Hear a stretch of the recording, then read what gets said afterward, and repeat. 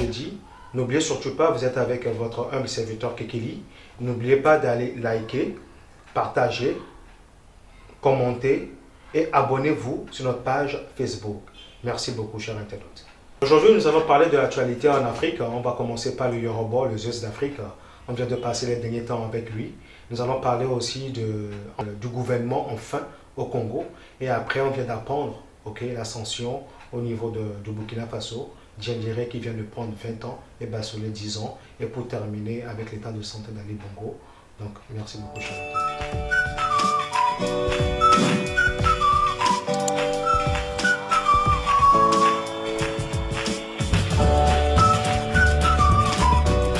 Chers internautes, bienvenue dans le débat du jeudi. Comme je vous l'avais dit tantôt, nous allons commencer par la Côte d'Ivoire. On a vu la veillée. Durant la veillée, rien ne s'est passé, mais c'était le jour de l'enterrement de notre Zeus d'Afrique, le Yoruba, qu'on a remarqué qu'il y a eu des incidents. Le corps d'Arafat a été déterré. Donc ensemble, nous allons décortiquer avec James et Tchabio sur le phénomène qui s'est passé en Côte d'Ivoire le samedi passé. Alors James, quelle a été votre impression quand vous avez remarqué ou quand vous avez appris que le corps d'Arafat a été déterré? En fait, je salue les internautes avant de débaucher mon intervention par rapport à votre question. Déjà, bon, le phénomène peut être un peu compris. Moi, je peux l'expliquer autrement. Moi, j'ai ma vision de la chose. En fait, l'icône que représentait le gars a entraîné tout ce qu'on a vu là. Donc, il était plus qu'une légende, il était au summum de ce qu'on pouvait penser de lui. Donc, cela a fait vraiment, a poussé certaines personnes à ne toujours pas croire que l'icône il est parti comme ça. Donc, moi, je ne veux pas diaboliser la chose en disant que bon, en Afrique, on est sauvage, comme le disent les gens. Mais juste que le gars, il a eu une grande influence, il est devenu tellement une icône, pour ne pas dire un dieu pour certaines personnes, au point où les gens, il fallait d'abord aller le voir dans le cercueil avant d'y croire. Et l'erreur aussi... On peut dire qu'ils sont devenus, les Chinois sont devenus des saint Thomas. Les saint Thomas, il faut voir avant de croire. En fait, si c'était qu'il avait déjà vu, certains ne l'avaient pas vu depuis la mort jusque là, donc ça a poussé beaucoup à aller d'abord découvrir le corps avant de dire maintenant que oui, j'accepte que mon icône, ma légende, ma star est partie.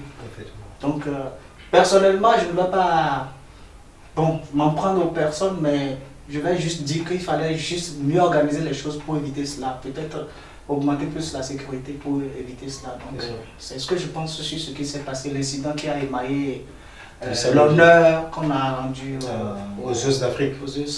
Voilà, parce qu'on a vu certaines vidéos où d'autres personnes demandaient aux gens d'aller déterrer, même avant le jour de l'enterrement, d'aller déterrer le corps pour être sûr que c'est vraiment le Zeus d'Afrique, le Yoruba, qui a été enterré. Donc dis-moi Tchabio, est-ce que ça a été maintenant un fiasco final? Bon, comme le dit l'adage, d'abord je salue tous nos internautes. On dit la fin d'une chose, on va dire, plus intéressante que le commencement. Donc, en gros, la cérémonie s'est bien déroulée. On a vu un peu tous les ouvrages qui lui ont été rendus ce vendredi-là. Le monde qui a été drainé au stade Félix Houphouët-Boigny. C'est juste l'incident malheureux, puisque même jusqu'à l'enterrement, c'était encore totalement pas fait. C'est juste la petite touche finale. Il y a eu, on peut mettre aussi sur le fait de l'émotion, ou encore les gens étaient touchés par le fait qu'ils vont enterrer leur fils. Ils n'ont pas eu, on va dire, l'intelligence d'aller sécuriser un petit peu le tombeau. Donc, ce qui a valu ce que tout le monde a vu, c'est déplorable. Mais bon, c'était une bêtise humaine. Ici, maintenant, c'est de trouver les voies et moyens pour ne plus que ce genre d'incident se répète. Donc, du coup, on invite toutes les autorités à faire la lumière sur cet incident, que tous les coupables soient non seulement arrêtés, et que la sanction qui est prévue pour ce genre de délit soit sévèrement condamnée. Parce qu'il faut que ça serve de leçon. Il ne faut pas qu'on dise non, ce sont des enfants, il faut qu'on oublie. Non, non. il faut donner cette leçon-là pour que les jeunes aussi, du même âge, qui n'ont pas participé à ce acte, qui ne se disent pas qu'ils auront la possibilité plus tard Ils ne de le pensent pas faire. que c'est quelque chose de bien. Voilà, que c'est quelque chose de bien, parce que on est tous d'accord ici que chez nous en Afrique, La profanation des tombeaux, c'est exactement, le mot même, c'est quelque chose de sacré pour nous. effectivement. Voilà, à plus forte raison, venir faire ce qu'ils ont fait là, vraiment, c'était pas, c'est pas du tout africain. Ouais. Voilà, donc il faut inculquer à ces jeunes-là que c'est des choses qu'on ne peut pas se permettre. Effectivement. Ouais. Parce que C'était déjà, pas un amusement où, je sais pas, on n'était pas en train de tourner un film, on avait besoin d'acteurs pour aller faire certaines scènes. Donc. Effectivement, parce que c'était du réel, mais déjà dans le code pénal ivoirien, la profanation des tombes, c'est une peine pénale de 5 à 10 ans. Donc, Notamment avec une normalement, amende aussi. effectivement, Ouais. donc normalement, tous ces gens-là doivent être poursuivis, arrêtés et montrés au grand public pour pouvoir ne pas donner d'engouement à ces genres de pratiques. C'est très important. Voilà, donc là, maintenant, je retourne vers vous, James. Est-ce que, est-ce que vous, selon vous, est-ce que ce sont les vrais Chinois qui ont posé ces genres d'actes, ou parce qu'il y a certaines personnes qui disent non, ce ne sont pas les vrais Chinois, ce sont des microbes, il y a certaines personnes qui les appellent des microbes. Selon vous, est-ce que ce sont des vrais Chinois qui peuvent poser ces genres d'actes? Bon, déjà, comme l'a dit le Tchabio, il faut vraiment que l'affaire soit élucidée. Déjà, j'aurais appris de sources sûres depuis la Côte d'Ivoire que le préfet d'Abidjan a déjà entamé une procédure et 12 personnes sont interpellées jusque-là. Donc, il faut élucider pour savoir exactement qui sont ceux qui ont perpétré de tels actes. Mais dire que bon, c'est les Chinois, en griffe, les fans d'Arafat, bon, a priori, on ne peut pas le savoir. Mais sans doute, on pourrait penser cela parce que des vidéos macabres et obscènes ont circulé, faisant fait acte de ce que des fans disaient. Oui, effectivement, c'est lui, il est parti. Donc, il faut vraiment savoir qui sont ceux qui sont à la base de l'acte. Et le plus important, ce n'est même pas de savoir si c'est un fan ou bien si c'est un simple individu. Ouais. La seule chose qui est plus importante à l'heure actuelle, c'est de vraiment élucider l'affaire, comme l'a mentionné Tchabio, et vraiment appliquer la peine qui se doit afin de tirer un exemple, c'est-à-dire afin de donner un exemple à la future génération, afin que personne n'ait plus envie de produire ce genre d'actes. Donc, c'est déplorable, mais seuls les résultats de l'enquête nous diront effectivement qui sont ceux qui ont fait ça. Ouais, et puis aussi éduquer un petit peu la jeunesse. Effectivement, c'est ce en quoi je voulais même venir vers vous, parce que je voulais que vous donniez au moins votre mot de fin par rapport à cette jeunesse africaine, parce que nous sommes des panafricains, à cette jeunesse africaine pour la sensibilisation. Voilà. Effectivement, donc Joseph, il faut sensibiliser les jeunes un peu sur l'utilisation des réseaux sociaux. Ce n'est pas tout qui doit être vu sur Internet, parce qu'aujourd'hui on voit que ça devient comme un phénomène. Il y a un accident, on veut être le premier à diffuser cet accident-là, au lieu de penser à secourir la personne qui se trouve en face de nous. Donc il faut limiter un petit peu ces utilisations. Il faut faire comprendre aux gens que l'objectif de nous donner les directs, etc., ce n'est pas pour diffuser des actions qui, logiquement dans la pensée humaine, on ne peut pas se permettre de faire ce genre de choses. Il faut éviter de diffuser des scènes qui ne sont pas dignes en quelque sorte. Ouais. Voilà, donc vraiment, j'incite tout le monde. C'est vrai, c'est intéressant, on voit que sur YouTube, on a beaucoup de vues, ça te donne une popularité, on dit bon, c'est celui-là qui donne les derniers scoops, mais il y a des scoops dont il faut s'en priver. Parce que ces scoops-là peuvent vous créer quoi? La prison, que les gens vous détestent à vie, c'est vous qui allez perdre, parce que si partout vous passez, on va vous indexer pour dire voici ceux-là qui ont sali notre nom, qui ont fait, vous voyez un peu, c'est vous qui allez être les perdants. Donc il faut choisir convenablement on va dire l'action qu'on veut mener. Est-ce que ce que je vais poser comme acte n'aura pas de représailles contre moi? Voilà, voici un petit peu le conseil qu'on peut donner aux uns aux autres. Effectivement. Donc, pour terminer, je peux ajouter juste que, chers frères et sœurs, soyons juste conscients de nos actes. C'est important, nos actes nous suivent partout où nous passons. Donc il va falloir qu'on fasse vraiment attention, surtout au niveau des réseaux sociaux, comment l'utiliser et comment ne pas l'utiliser aussi, c'est très important. Donc sur ce, nous terminons avec le Daishikan. Donc encore une fois, le débat du jeudi avec toute l'équipe, on peut juste dire paix à son âme et qu'il repose en paix. Donc nous allons sur ce tomber sur le Grand Congo, où on a remarqué qu'il y a de cela quelques semaines. Donc, enfin, on retrouve un gouvernement au Congo, le Grand Congo, le Congo de Lumumba. Après 7 mois d'élection présidentielle, une élection démocratiquement élue, on retrouve maintenant un gouvernement. Bon, moi personnellement, j'ai trouvé ça un peu bizarre parce que c'est seulement en Afrique qu'on trouve ce genre de trucs-là. Parce qu'un gouvernement, ce n'est pas quelque chose de représentation de quartier ou des trucs comme ça, c'est tout un pays qu'on représente. Un pays va vivre pendant 7 mois sans quelqu'un, sans des responsables. Mais bon, je vous laisse décortiquer cela avec moi. Bon, quel a été, bon, je commence par Tchabio.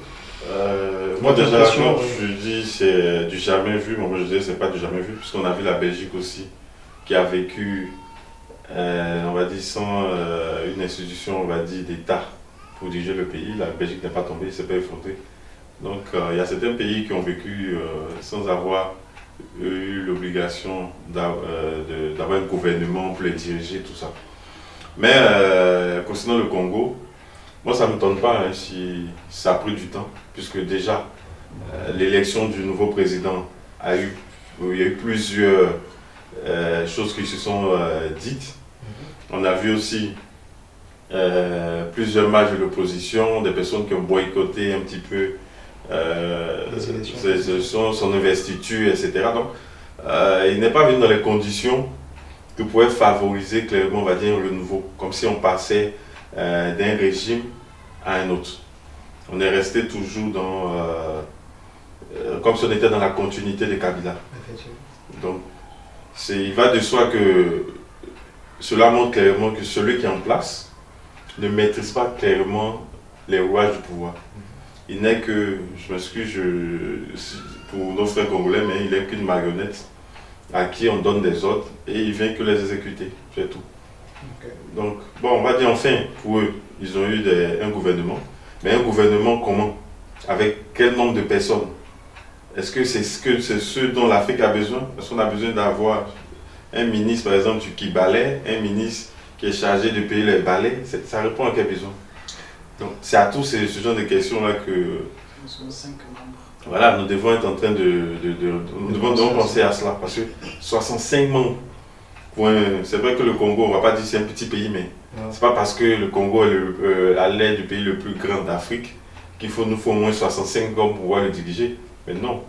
James, donc vous êtes aussi d'accord avec ceux qui pensent que le président actuel, Félix Tshisekedi, n'a pas la même mise sur le pays? Bon, déjà qu'il a eu du mal à mettre un gouvernement en place, ça veut dire comme... je ne vais pas répéter le champion, mais je suis obligé de le dire. Désolé pour nos frères congolais, c'est l'Afrique. Et il a mis 7 mois pour un gouvernement. Donc lui-même, il ne sait pas en face de quoi il est. Il a dû peut-être attendre que Kabila et autres lui disent quoi faire. Parce que tu es élu président suite aux élections. 7 mois après, tu n'as pas un gouvernement. Ça veut dire que toi-même, tu ne sais pas pourquoi tu es là. C'est comme si on t'a placé là et on attend de trouver les 65 autres personnes qu'on va mettre à tes côtés. Donc il a attendu 7 mois et Kabila ou celui qui est derrière a remis maintenant les 65 personnes à côté de lui. 7 mois après, c'est 65 personnes. On a besoin peut-être vraiment de 7 mois. Donc il a trouvé les 65 personnes et il est la 66e personne qui va travailler peut-être pour Kabila ou bien avec Kabila. Donc c'est mon point de vue personnel. Donc, lui, s'il était vraiment le président, c'est-à-dire si c'est lui qui dirigeait de ses propres mains, je ne crois pas qu'il aurait eu besoin de 7 mois pour faire un gouvernement. La preuve, normalement, bon, quand moi je réfléchis bien, avant d'être président même, Voilà, Je il y a- sais il y a avec qui je déjà- vais travailler. Si moi je suis Exactement. président aujourd'hui ou bien je vais gérer une institution, je sais que tel Tchabio il est fort dans tel domaine, Ouais. il va travailler avec moi. Kekeli est fort dans tel domaine, il va travailler avec moi. Donc j'envisage, j'ai déjà un projet. Mais le jour où on me dit oui, tu es président, j'ai déjà ma Tu sors liste. ta liste. Je n'attendrai pas 7 mois. Donc si c'est vraiment lui qui gère, il n'attendra pas 7 mois. Effectivement, Je suis mais vraiment n'oubliez désolé. pas que selon les propos du Premier ministre, le Premier ministre, lui, a été choisi dans le mois de mai, avril, si je ne me trompe C'est- pas. Mais- Le Premier ministre a été choisi bien avant cela. Maintenant, il restait constitué maintenant les Nouvellement. groupes. Et selon les propos du Premier ministre, il dit que ça a pris du temps parce que d'abord, c'était un gouvernement d'union nationale qu'il voulait créer. Donc, il ne devait pas se lever et L'Union puis nationale, je vais pas choisir vous une seule couper, mais- personne comme ça. Il devait prendre tout le monde dans chaque parti, Non, ok, discuter c'est pas ce que avec nous avons eux. vu. Et puis, C'est pas ce que nous avons vu. Il n'y a seulement que 3 partis. Si c'est ce qu'il a dit, c'est qu'ils ont fait le contraire de ce qu'ils ont dit. Si mais c'est l'Union nationale. ce sont les autres partis qui ont refusé d'intégrer maintenant. Et moi, je veux savoir pourquoi toujours en Afrique, on veut se sentir obligé de s'associer toujours pour aller diriger le pouvoir. Et demain, quand on va sanctionner et qu'on dira que ce gouvernement n'a pas bien travaillé, il dira non, j'ai travaillé avec vous. Finalement, on ne sait plus réellement qui a fait le travail, qui n'a pas fait le travail, puisque on aura tous les partis politiques du pays vont se retrouver dans ce gouvernement. Oui. Non, moi je crois, celui qui veut aller à la paix, il va à la paix. Il n'est pas obligé de rentrer dans ce gouvernement pour aller à la paix. Le monsieur a été élu, il fait son gouvernement, son équipe travaille. Nous tous on est là, on regarde. Est-ce que ces personnes sont en train de mettre en place ce pourquoi ils ont été élus? Comme ça, on sera à mesure de pouvoir les juger, de pouvoir les sanctionner quand il faut. Mais figure-toi qu'on a peut-être, je donne quelque chose comme ça, le Premier ministre, peut-être c'est celui-là qui vient directement du président, tout le reste du gouvernement, il vient d'ailleurs. Ouais. Mais vous êtes d'accord avec moi qu'ils ne viendront pas faire le travail pour que cet individu-là prenne, je vais parler du président, prenne tous les éloges. Et aussi, ils ont les partis politiques, donc ils vont plutôt appliquer le mot d'ordre de les différents partis. Ouais. Donc, s'unir, on dit gouvernement d'union nationale. Ici, il faut que les gens mettent dans leur tête. Le plus important, c'est le pays. Le plus important, Voilà, c'est le pays. Donc, si vous mettez en avant le pays, vous n'avez pas besoin forcément d'être rentré dans le gouvernement pour dire oui, là, je participe on va dire, à l'avancement du pays. On sait réellement que quand ils rentrent là, c'est pour juste aller chercher de quoi manger. Donc, on ne vient pas distraire un peu les gens. Voilà. Donc, James, que pensez-vous de ceux qui pensent que c'est toujours Kabila qui est toujours en train de tirer les ficelles au niveau de Tshisekedi? Oui. Parce que n'oublions pas qu'il y a aussi déjà le parti du Kabila, c'est au niveau de l'Assemblée, ils sont majoritaires là-bas. À l'Assemblée, ça veut dire que s'il y a quelque chose à décider maintenant pour le Congo, disons que c'est le Kabila qui décide parce que c'est son parti qui est majoritaire là-bas. Mais oui, Dans c'est le pourquoi ça se gouvernement. passe comme ça. C'est dû au fait que les opposants, ils aiment beaucoup boycotter les choses, mais ils ne pensent pas à l'après. Oui. Parce que si je décide de boycotter une chose, c'est que j'ai des moyens pour empêcher que l'autre individu ait la légitimité. C'est ça. Mais vous boycotter, finalement, c'est ceux qui ont décidé d'aller aux élections, ce sont ces personnes-là qui Qui sont dirigent. majoritaires. Donc, comment on fait? Effectivement. Donc, il ne faut pas qu'ils soient étonnés que ce soit les autres qui impliquent leur loi. Non, mais moi je vais recentrer sur simplement. Parce que ce que Tchabio vient de dire, c'est le cas. Il a pris sûrement le cas général. Mais quand je vais le recentrer et l'attribuer spécialement au Congo, on n'a pas eu, je vais dire, il n'y a pas eu un changement en tant que tel. Puisque à l'Assemblée, déjà, Ouais, l'Assemblée, Kabila est c'est- représentatif. Ouais. Le gouvernement actuel, c'est 3 partis politiques. Il y a celui de Kabila, il y a 2 Le parti de Tshisekedi. exactement, et puis le parti de Vital Kamere, je crois. Oui. On l'appelle Kamere, si je n'ai pas, j'ai bonne mémoire. Oui, Kamere, oui. Donc, déjà ceux-là, ils se sont associés. Si d'aucuns pensent qu'il y a un complot qui se joue, je ne vais pas dire exactement que c'est un complot, mais je vais dire que c'est toujours le Congo de Kabila qui suit sa continuité. Donc, tant que il est majoritaire, donc N'oublions pas qu'on dit aussi souvent que l'État est une continuité. oui, mais c'est ça, mais c'est lui qui est là, il est tout le temps là et les Congolais auront toujours peut-être le courage de le dire ou bien de l'accepter, mais il est toujours là. Si tu as la majorité à l'Assemblée, les lois qui se votent, c'est toi qui en décide. Et je ne vois pas un seul député du parti de Kabila vouloir prendre une décision sans savoir consulter Kabila Jamais. qui est son mentor, Ça, c'est clair. pour ne pas dire son patron. Ça, c'est clair. Donc Kabila il est toujours là, qu'on le veuille ou non il sera toujours là. Mais comme l'a dit le Tchabio, on peut être de l'opposition quand même et faire avancer son pays sans être autant dans le gouvernement. Donc c'est pour battre et pour bâtir l'édifice qu'est le pays, on n'a pas forcément besoin d'être à l'Assemblée. Mais il ne faut juste pas que les gens qui sont majoritaires à l'Assemblée profitent de leur position pour se remplir les poches et piétiner sur le bas peuple et laisser le bas peuple dans la misère. Puisque rappelons, le Congo c'est l'une des terres les plus riches du monde, donc le peuple doit en bénéficier, en jouir. Donc c'est tout ce qu'on peut dire. Kabila il est toujours là, moi je vais le dire haut et fort, il est toujours là parce que c'est l'Assemblée qui décide. Donc, effectivement. Voilà, donc tout à l'heure nous avons parlé du complot. Donc sur ce nous allons tomber sur un autre pays où on a vu un soulèvement populaire qui a fait partie d'un dictateur. Après, on a eu la transition et soudainement un complot contre la transition s'est soulevé et on a vu un général, un ancien chef d'état-major qui voulait prendre le règne dans ce pays. Donc je parle du pays des hommes intègres, le pays de Thomas Sankara. Et voilà qu'aujourd'hui nous venons d'apprendre que la justice a statué sur leur sort. Diendéré il en a pour 20 ans et Djibril Bassolé lui en a pour 10 ans. Donc quelles ont été vos impressions, Tchabio, sur cette sanction?